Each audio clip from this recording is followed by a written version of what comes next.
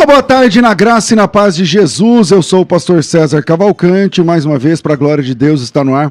Mais uma vez, mais uma edição do programa Crescendo na Fé. E hoje, especial de inverno, porque o programa está começando meia hora antes do prazo. E isso vai aumentar o tanto que a rádio me paga todos os meses. Você está entendendo? E aí, hoje nós tivemos um debate logo pela manhã sobre imortalidade da alma. Nós tivemos aqui, então, um imortalista, pastor Elias Soares de Moraes, e um mortalista, que é o professor Lucas Banzoli. E aí, quando a gente já sabe, como diz lá no Chaves, né, suspeitamos desde o princípio que não ia dar certo o tempo de uma hora, e aí a rádio graciosamente, bondosamente, por dó de nós e tal, liberou para a gente começar um pouco mais cedo, porque eles viram que o Banzoli mora lá no Paraná e ele ia ficar triste, sem vontade de cantar uma bela canção, e aí liberou para a gente o horário para a gente começar um pouquinho antes. Então, o programa está começando agora. E para quem entrar 2 da tarde, começar a reclamar, é só pegar o botãozinho, a bolinha, voltar lá e começar do início. Quando for 2 horas, eu vou falar isso para eles. Tá bom? Na técnica do programa está aqui o Cláudio, né, lutando com o Josué em Jericó. E nós vamos juntos até, sei lá que horas, até as 15 horas, porque agora a gente manda aqui. E, vamos lá, pastor Elias Soares, bem-vindo. Muito obrigado, pastor César. A graça e a paz esteja com todos os amigos, irmãos aqui da Unidade FM 96.5. Boa tarde também para o jovem Lucas Banzoli, que esses debates aqui eram tão fomentados pela internet, né? E agora chegou o momento da gente dialogar aqui, um bom diálogo dentro da amizade e do verdadeiro controle.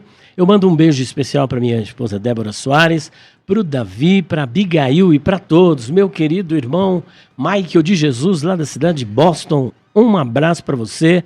E também para o pastor Walzer, onde eu estive lá na igreja, pastor Geraldo e tantos outros pastores e todos os amigos do Instagram, PR Elias Soares Oficial, e também do meu canal no YouTube. Não que eu quero me levantar contra o ministério do pastor Elias, mas ele só manda abraço para quem é dos Estados Unidos, tá? Então, não é por nada, Mandei não. para minha esposa, meu filho, para minha tirando filha, sua esposa, para os amigos no YouTube. Você só mandou um abraço para as igrejas de convida lá da América, você tá entendendo? Então, os irmãos daqui não... Eu sou americano, acabei de chegar, pastor César. Oh, Jesus amado. Com a gente aqui, professor Lucas Banzoli. Bem-vindo, professor, mais uma vez. Obrigado, é uma grande satisfação estar aqui. Já foi um grande embate aí na primeira hora de manhã. Nem esperava estar aqui mais uma vez agora à tarde para um debate mais longo ainda. Com certeza vai ser muito rico e muito edificante para todos os ouvintes. Bom, esse debate então ficou um debate um pouco mais longo, 2.300 tardes e manhãs, e você pode participar com a gente no WhatsApp 984849988, manda seu áudio lá, não significa que vai entrar aqui no ar, mas pelo menos você manda. Voltamos aqui, Elias, o tema é a imortalidade da alma, tá com você. Ele começou da outra vez? Eu comecei? Você começou, ele terminou. Então pode começar lá. Então tá bom, agora ele começa. Tá bom. Certo, eu vou tentar trazer... Vou pedir a produção para trazer água, pelo amor de Deus. É verdade, agora é verdade. Eu vou tentar trazer a discussão, alguns temas. Eu gostaria de falar de algumas questões referentes à definição de corpo, alma e espírito, e também a questão do aniquilacionismo final, acho que foi muito tratado, né? A gente tratou mais estado intermediário, então acho que a gente vai ter mais tempo para tratar esses assuntos. A primeira coisa que eu queria saber do pastor Elias é como que ele difere na prática espírito e alma. Por quê? Porque nós, aniquilacionistas, a gente define de uma forma bem simples, né? A gente já só pegar lá Gênesis 2:7, então o espírito é aquilo que é o fôlego, que concede vida a uma alma vivente, que é o ser vivo. Agora, entre os imortalistas, se a gente pergunta, difira na prática qual a diferença entre alma e espírito. E eu nunca vi uma diferenciação muito categórica. Eu não sei, eu acredito que o Elias Soares seja tricotomista, né? Mas tem alguns que são dicotomistas, eles não fazem distinção, acho que alma e espírito é a mesma coisa. Tem vários problemas com essa visão, o próprio Elias discorda dessa visão.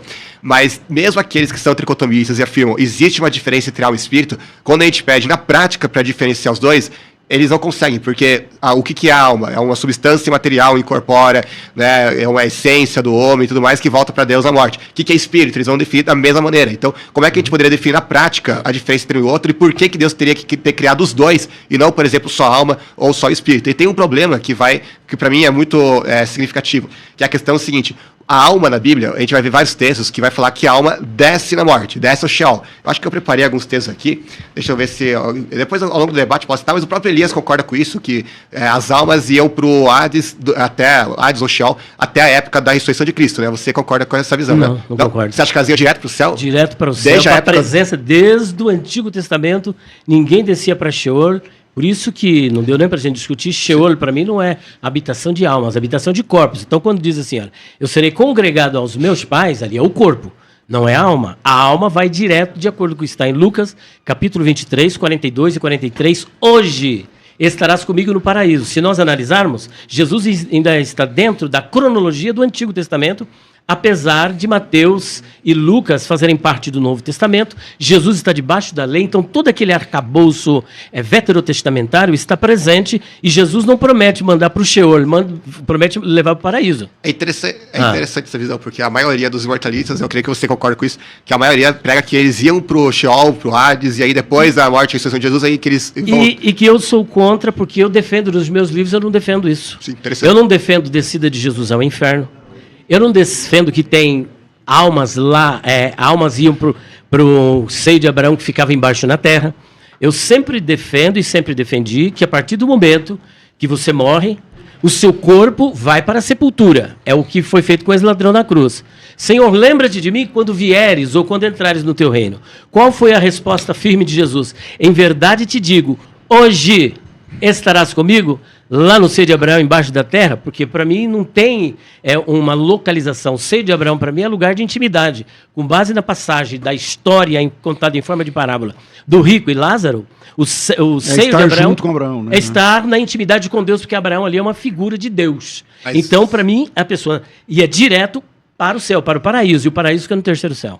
Sim, eu já estou trabalhando em cima disso. Se você entende que eles iam direto para o paraíso, como é que Abraão e o Lázaro, eles estariam conversando com o rico que estava no inferno, a não ser que então o céu e o inferno eles fizessem fronteira, assim, é assim que você entende? A minha pergunta para você é a seguinte, quem é Abraão ali naquela passagem do rico e Lázaro, que eu entendo que é uma história contada em forma de parábola, e vale aqui uma nota para aqueles que estão nos assistindo. Você tem, por exemplo, um gênero literário, que é o Evangelho Sinótico de Lucas, e esse gênero literário, ele tem como finalidade apresentar narrativas históricas, já começa por aí. Então, ali no caso do rico e Lázaro, é uma história contada em forma de parábola.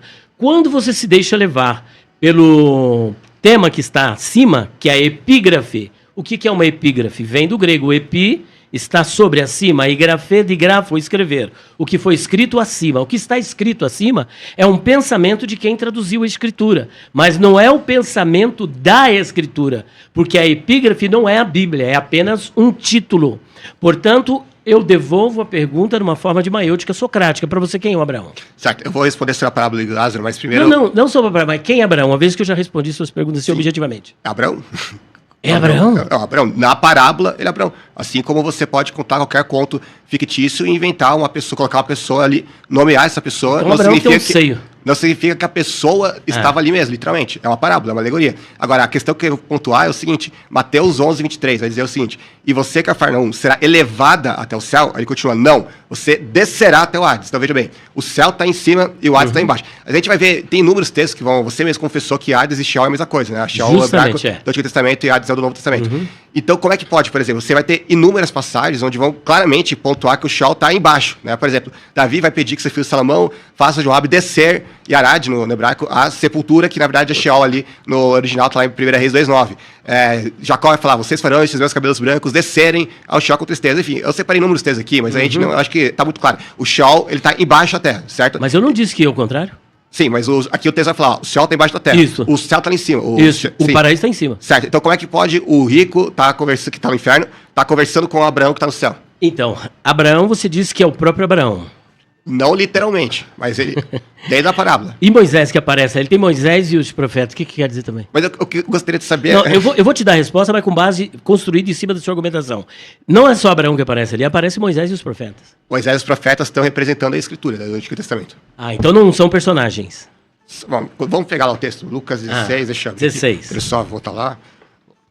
A gente já pode comentar versículo por versículo, né, da parábola daí. Lucas 16, a parte que fala Então, Havia só um pra- homem rico, só pra vestido deixar de púrpura, claro- que todos os dias se regalava Sim. esplendidamente. Havia também Só certo pegar no mendigo final chamado Lázaro. do- E só para deixar claro, Sheol e Hades para mim está embaixo. Seio de Abraão, lugar de bem-aventurança, nunca esteve embaixo. A prova cabal, inequívoca e irrefragável disso E o é Lulante. que quando... E o Lulante. é que quando Elias foi arrebatado, se fosse tudo embaixo, ele deveria descer, não deveria subir. O próprio Enoque, ele é tomado, Deus toma ele para si. Então, mostrando que o lugar da bem-aventurança do justo, do salvo, é no paraíso. Embaixo é lugar de tribulação, de tormento e de disciplina. Certo. Então, Abraão respondeu, eles têm Moisés e os profetas que os ouçam. Moisés e os profetas são muitas vezes usados no Antigo Testamento para se referir justamente à Escritura do Antigo Testamento, porque Moisés representava a lei, né, os 5 livros, o Pentateuco, a Torá, e depois tem os profetas. Às vezes tem uma divisão tripartida entre Moisés, Salmos e profetas, Salmos ali Justamente, representando correto. os escritos. Cânon judaico. Exatamente. Então é isso que está sendo representado ali. Agora, a questão que eu pontuei é como que, se a Bíblia situa o céu lá em cima e o Hades está embaixo da terra, como que um pode estar em contato com o outro ao mesmo tempo? Vou responder. Bom, eu achei muito interessante. Se Moisés e os profetas não são personagens reais, literal, Abraão também não pode ser literal, porque está ali uma pessoa no inferno fazendo intercessão. Abraão, manda fazer isso, porque os que estão lá não vêm para cá, e os de lá não vêm para cá. Não há comunicação entre os que estão no céu e os que estão lá no inferno. Agora, o que ocorre? A passagem do rico e Lázaro trata-se de uma história contada em forma de parábola. É como você, por exemplo, você está pregando um sermão e você quer tornar viva aquela verdade espiritual. Está difícil para o seu interlocutor entender o que é que você apresenta. Você vai apresentar uma ilustração. Uma ilustração, necessariamente, não precisa ser uma realidade, mas ela vai fortalecer uma verdade. Qual é a verdade que Jesus quer apresentar nessa passagem? Mas você está dizendo que é uma parábola? Não, uma história contada em forma de parábola, por isso eu lancei Mas é um mão da fato, ilustração. mas é um fato. É um fato real. Então Jesus está contando, falando sobre a vida após a morte. E ele usa figuras, porque como é que alguém poderia entender como que é no inferno, como é no céu? Ninguém foi lá, ninguém sabe. Agora, a verdade do que eu estou dizendo concentra-se em Lucas 23, versículos 42 e 43. Quando o justo ele sai desta vida, o seu corpo vai para a sepultura, mas a sua alma já entra no antegozo, e é isso que eu comecei no primeiro debate. Já vai direto para o paraíso. Olha a promessa de Jesus: hoje estarás comigo no paraíso. É isso que eu quero. Certo, eu vou comentar a questão do hoje estarás comigo no paraíso. Primeiro, só fazer algumas pontuações então, sobre a questão da parábola do rico e Lázaro. Pelo que eu entendi, então, você acredita que Abraão não estava lá literalmente. Ele foi colocado na parábola de forma alegórica. vamos Ele dizer assim. representa Deus, porque se alguém tem que pedir alguma coisa nesse nível, tem que pedir para Deus. Por isso que tem uma figura de linguagem nesta passagem. Por exemplo, a língua. Manda ele molhar a ponta do dedo e refrescar a língua. A alma não tem língua. O corpo não está lá no Hades, o corpo vai para a Guiena. Então não tem como uma alma ter língua, uma alma sentir sede. São figuras para ilustrar o quê? Uma verdade espiritual que está acontecendo, um tormento. Um local de muito tormento, um local de muito castigo. E por esta razão são usadas essas figuras. Porque como ninguém foi lá, se Jesus dissesse a realidade, as pessoas não iam entender, iam ficar boiando. Certo, então tudo aquilo que você disse aqui eu concordo plenamente, tirando a parte final que você diz que isso significa cristão em tormento literalmente. Porque veja, você interpreta Abraão ali alegoricamente, como eu também faço. Interpreta corpo ali alegoricamente, como eu faço. Língua alegoricamente. Justamente. Tudo ali é alegórico. Moisés ali é alegórico, o profeta é alegórico e tudo mais. Mas só a parte que convém, vamos dizer assim, que é a parte que é necessária para fazer com que dê algum endosso para a imortalidade da alma, essa aí é literal. Ou seja, para mim parece que é um duplo critério aqui, né? Porque, ou seja, a parte que serve para provar o ponto de vista da imortalidade da alma, essa parte aqui, ok, essa parte é literal. Aquilo ali que não entra dentro da minha teologia, não, isso aqui é alegórico, entendeu? Então, para mim, eu não vejo muito sentido nisso. Para mim, é muito mais sensato você entender que tudo isso realmente é alegórico para ensinar uma lição espiritual. Agora, qual lição espiritual é? Por que Jesus contou essa parábola? A intenção de Jesus era dizer que literalmente as pessoas estão sofrendo lá no Hades e tudo mais depois da morte? Não, porque da mesma forma que a intenção não era falar que Abraão estava lá literalmente, ou que tem conversa entre os salvos e os perdidos no inferno literalmente, ou qualquer outras coisas que o próprio pastor Elias reconhece que não é literal. A intenção dele é justamente falar da incredulidade dos fariseus. Deixa eu abrir lá nos últimos versículos da perícope, que vai ficar muito claro, né, esse pensamento.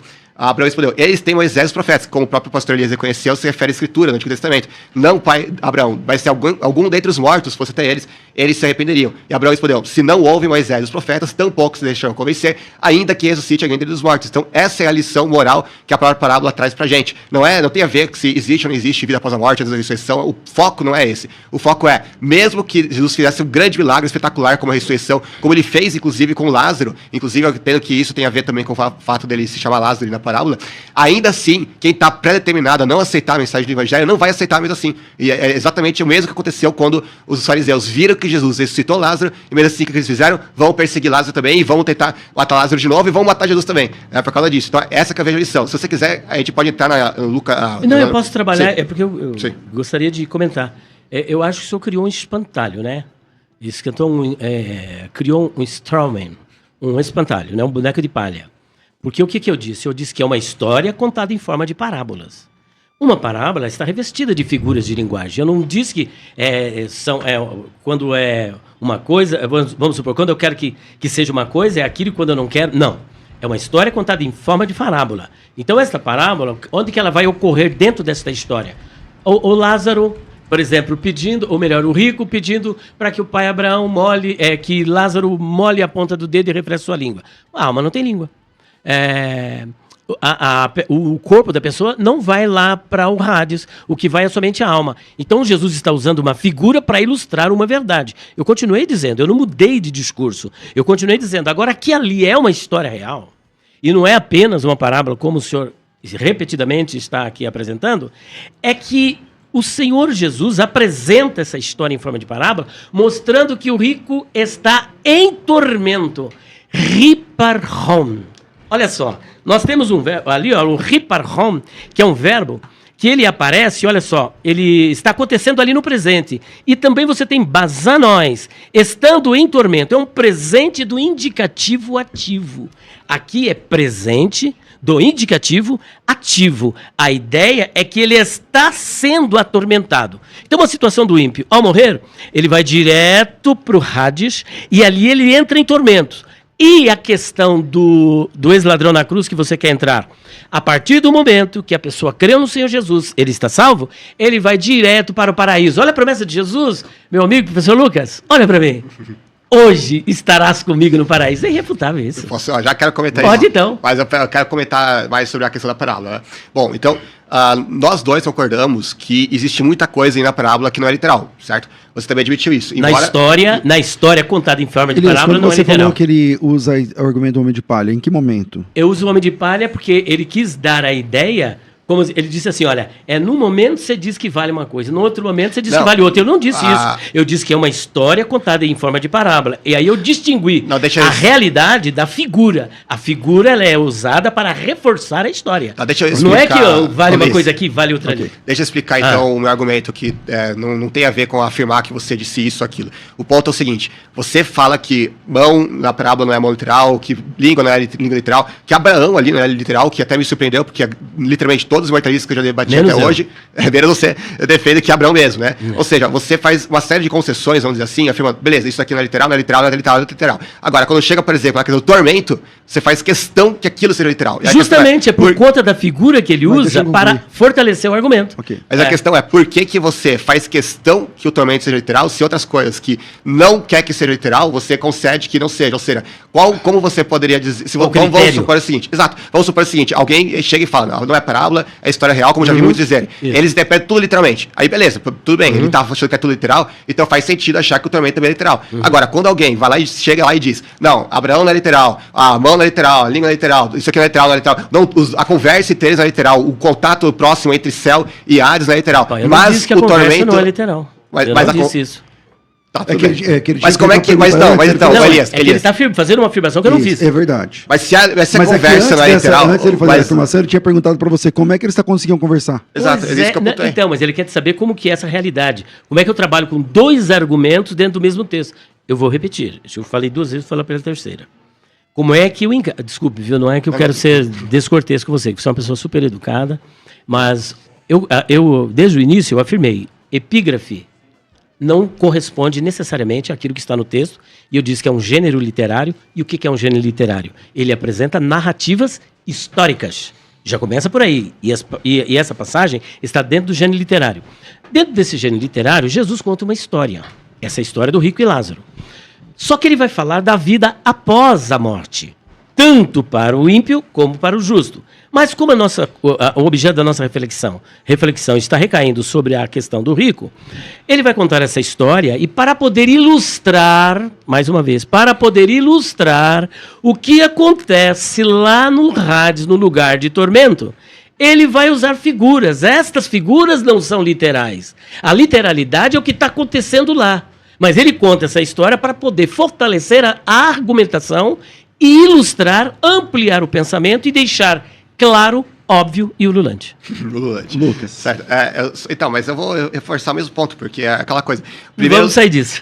Não, mas é isso, porque você faz uma série de concessões, falando, isso aqui, A, B, C, D, F, G, H, alegórico, beleza. Agora, quando chega no tormento, não, isso aqui tem que ser literal. Ou seja, aí eu não vejo como você estabelece um critério que fale que, não, fatalmente, isso tem que ser literal. O senhor entendeu o que eu disse? O senhor entendeu? Só pontuar mais algumas coisas aqui. É que eu já falei 3 vezes. Não, tudo bem, só pontuar mais coisas. Se você disse que uma das propósitos de Jesus é justamente ensinar sobre a vida após a morte. Só que se a intenção dele era dizer verdade sobre a vida após a morte, então por que ele contaria a vida após a morte em forma de figura de linguagem? Não seria muito mais simples, fácil, né? Simplesmente falar, vou contar como que é mesmo. Né? Não, ele teria que criar toda uma coisa assim, vamos colocar a branca não tá lá, vamos colocar corpo no ar que não tem. Né? Se quiser eu ilustro, por exemplo, o João Evangelista, ele é arrebatado no dia do Senhor.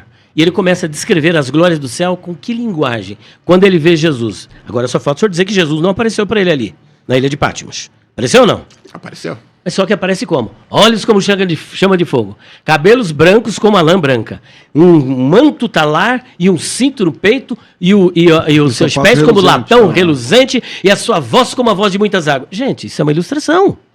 Jesus tem pé de latão, aí a rua de ouro e de prata. Existem muitas figuras, assim também lá são usadas figuras. Mas vamos sair um pouco, senão vai ficar maçante e monótono, e aquele sambinha lá do João Gilberto de uma nota só. Vamos analisar agora a questão do salvo. Lucas 23, 42, 43, depois se você quiser a gente volta nesse assunto, só para não... Porque tá ficando bastante cansativo. Tudo bem, mas... Hoje estarás comigo no paraíso. A gente pode comentar hoje, mas tudo bem, eu vou sair da palavra, mas assim, só para deixar claro que você está falando bem mais do que eu, assim, mais tempo, mas não vou reclamar disso, né, mas tudo bem. Vamos lá, vamos voltar lá na questão do... Eu vou tentar controlar melhor o tempo aqui. Não, tudo bem, tipo, vamos lá para Lucas, deixa eu... Ele mandou responder. Não, tudo bem, não vou mais mandar responder, vou só sair falando. Lucas 23, 43, em verdade eu digo, o original grego, isso aqui eu vou pontuar coisas que o Eli já sabe, né, só estou contextualizando a situação. Ele não tem pontuação, o original grego. Então você vai ver que literalmente está dizendo, em verdade digo, hoje comigo estarás para isso. A gente poderia pontuar em tese de duas formas do texto. Em verdade eu digo hoje que estarás no paraíso, ou em verdade eu digo que hoje estarás comigo no paraíso. Colocando a vírgula antes do hoje ou depois do hoje, você vai mudar completamente o sentido da frase. Até aqui eu acho que não é ponto pacífico. Como que a gente sabe que a vírgula deve ser colocada depois do hoje? Na verdade, eu digo, hoje estarás comigo no paraíso. Aliás, só para contextualizar um pouco mais, porque muita gente fala que sentido faz falar, na verdade, eu digo hoje, né? Como se isso não fizesse, né, sentido nenhum. No português, realmente, fica muito estranho falar dessa forma, mas no hebraico, na verdade, a forma que eles se comunicavam, isso era muito comum. Você tem vários exemplos, por exemplo, te ordeno hoje, só essa expressão aparece umas 20 vezes no teu nome. Verdade. Né? Declaro hoje, testifico hoje, ponho hoje, proponho hoje, mando hoje.